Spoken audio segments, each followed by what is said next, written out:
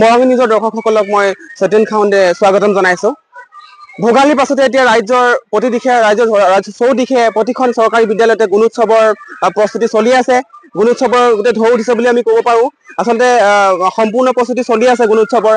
আমি আজি উপস্থিত আছো মৰঙী অঞ্চলৰ মৰঙী নিম্ন বুনিয়াদী বিদ্যালয়ত। এই বিদ্যালয়তো আমি কিদৰে প্ৰস্তুতি চলিছে মই কেমেৰা পাৰ্চনক অকণমান দেখুৱাবলৈ অনুৰোধ জনাম।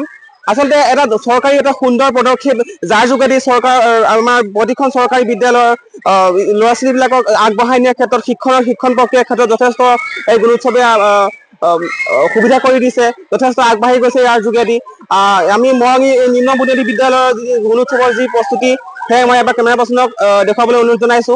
ইয়াৰ লগতে আমি এটা কথা উপলব্ধি কৰিছো, আমি এটা কথা দেখিবলৈ পাইছো যে আচলতে গুণোৎসৱত এই স্কুলৰ শিক্ষক শিক্ষয়িত্ৰীৰ লগতে যিসকল তেওঁলোকৰ ষ্টুডেণ্টৰ যিসকল অভিভাৱক আছে, যিসকল গাৰ্জেন আছে, তেওঁলোকৰ সম্পূৰ্ণ এই প্ৰক্ৰিয়াটোত ব্যস্ত হৈ পৰিছে।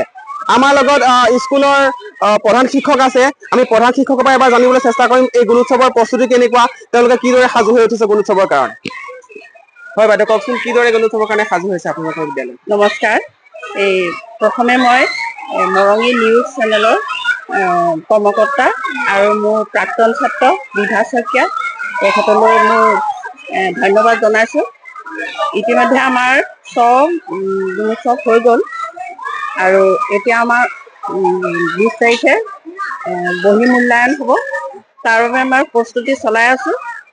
আমাৰ অভিভাৱক তথা আমাৰ মাতৃগোটেও সহায় সহযোগ কৰি আছে। আমাৰ চৌহদৰ যি চাফ চিকুণতা তেওঁলোকে কাম কৰি আছে। ছাত্ৰ ছাত্ৰীসকলকো আমি শিক্ষাৰ ক্ষেত্ৰত যথেষ্ট পঢ়া শুনাত আমি তেওঁলোকক কাম চলাই আছোঁ। আৰু আমাৰ আন্তঃগাঁথনিৰ যিখিনি আমাৰ কাম কৰিবলগীয়া আছে, সেইখিনিও আমি প্ৰস্তুতি চলাই আছোঁ। আমি যোৱা 22ত আমি A+ পাইছিলোঁ এই বিদ্যালয়ৰ পৰা, আৰু যোৱা বছৰ 24 চনতো আমি A+ পাবলৈ আমি সক্ষম হৈছিলোঁ। আশা কৰিছোঁ এইবাৰো আমি পাম বুলি ভাবিছোঁ। আৰু নিশ্চয় নিশ্চয়, এটা সঁচাকৈ ভাল লগা পৰিৱেশ। আচলতে আমি দেখিবলৈ পাইছো গোটেই স্কুলখনে একদম সুন্দৰ চাফ চিকুণ হৈ উঠিছে, ৰং বিৰং হৈ জিলিকি উঠিছে। আমি এবাৰ আমাৰ যিসকল অভিভাৱক আছে তেওঁলোকক আমাৰ কেমেৰা পাৰ্চন দেখুৱাবলৈ অনুৰোধ জনাম। তেওঁলোকো আচলতে এই গোটেই প্ৰক্ৰিয়াটোত ব্যস্ত হৈ পৰিছে।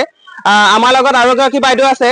আমি বাইদেউৰ পৰা এবাৰ জানিবলৈ চেষ্টা কৰিম আচলতে এই গুণোৎসৱৰ যোগেদি এই বিদ্যালয়ৰ শিশুসকলৰ মাজত কেনেদৰে প্ৰভাৱ পেলাইছে, তেওঁলোক কেনেদৰে আগবাঢ়ি গৈছে, বা ইয়াৰ যিটো পজিটিভিটি সেইখিনি আমি সম্পৰ্কে বাইদেউৰ পৰা জানিবলৈ চেষ্টা কৰিম।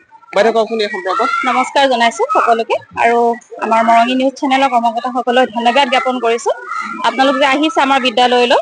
আমাৰ এই যি গুণোৎসৱ আমাৰ শিক্ষা বিভাগৰ এক পদক্ষেপ, তাৰ পৰা আমাৰ বিদ্যালয়ৰ সকলো ছাত্ৰ ছাত্ৰী তথা আমাৰ শিক্ষক শিক্ষয়িত্ৰীসকলে এক নতুন উদ্যমেৰে কাম কৰিবলৈ প্ৰেৰণা পাইছে, আৰু লগতে আমাৰ শিক্ষাগত মানদণ্ড উন্নত হৈছে। এতিয়ালৈকে প্ৰায় 4-5টা আমাৰ গুণোৎসৱ অনুষ্ঠিত হৈ গ'ল, আৰু আমি তাৰ পৰা যি দেখিছোঁ, যি উপকাৰ পাইছোঁ, আমাৰ শিক্ষাত মানে যথেষ্ট উপকৃত হৈছে। ছাত্ৰ ছাত্ৰীসকলৰ উপস্থিতি বাঢ়িছে, চৰকাৰী বিদ্যালয়ৰ ছাত্ৰ ছাত্ৰীৰ সংখ্যা বৃদ্ধি হৈছে।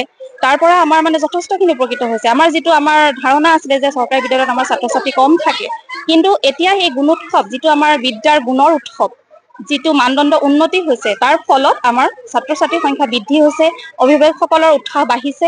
আৰু এতিয়া আপোনালোকে দেখা পাইছে নিশ্চয়, আমাৰ এনেকুৱা ধৰণৰ পৰিস্থিতি সকলো লোক আহে, উপস্থিত হয়, আমাক সহায় সহযোগিতা আগবঢ়ায়। আমিও দুগুণ উৎসাহেৰে কাম কৰিবলৈ প্ৰেৰণা লাভ কৰোঁ।